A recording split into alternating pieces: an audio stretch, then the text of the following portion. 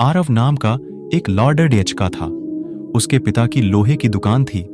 आरव अपने पिता के साथ लोहे की दुकान में मदद करता था। एक दिन उसने अपने पिता से पूछा कि पिताजी, इस दुनिया में मनुष्य की कीमत क्या होती है? अपने छोटे से बच्चे के इस सवाल से पिताजी हैरान रह गए। वो सोचने लगे कि आखिर इस बालक को ऐसा सवाल क्यों हुआ।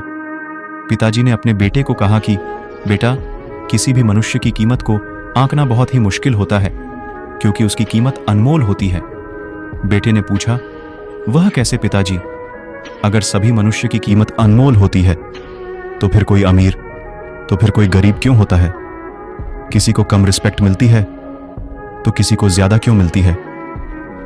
पिताजी ने अपने बेटे को समझाने के लिए कहा कि तुम स्टोर रूम में जो लोहे का बड्ढा सा टुकड्ढा पड्ढा है वो लेकर आओ। बेटे ने कहा, जी पिताजी। वो लोहे का टुकड्ढा लेकर आता है। पिताजी उससे पूछते हैं कि बताओ, इस लोहे के टुकड्ढे की क्या कीमत होगी? आरव बताता है कि 500 रुपए। पिताजी अब उससे पूछते हैं कि अगर मैं इस टुकड्ढे के छोटे छोटे कील बना दूं तो फिर उसकी क्या कीमत होगी? वो थोड़ा सोचकर बताता है कि पिताजी, ऐसा करने से उसकी कीमत बाहर हट जाएगी। तब तो ये और भी महंगा बिकेगा, लगभग 1500 रुपयों में। पिताजी अब उसे पूछते हैं कि बेटा, अगर मैं इस लोहे के टुकड़े से गड्ढेडी के बहुत सारे स्प्रिंग बना दूं तो? आरव कहता है कि पापा, फिर तो इससे और भी ज्यादा पैसे मिलेंगे। पिताजी अपने बेटे को समझाते हुए बोलते हैं कि ठीक इस लोहे के टुकड़े की तरह ही मनुष्य की कीमत होती है।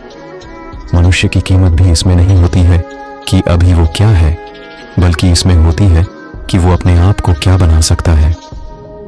आरव अब समझ चुका था कि उसके पिता क्या कहना चाहते हैं।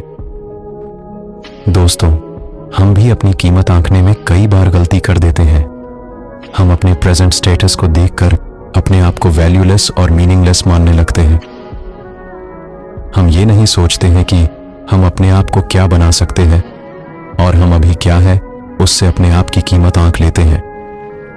हमें हमेशा अपने आप को इम्प्रूव करते रहना चाहिए और अपनी सही कीमत प्राप्त करने की दिशा में आगे बढ़ते रहना चाहिए।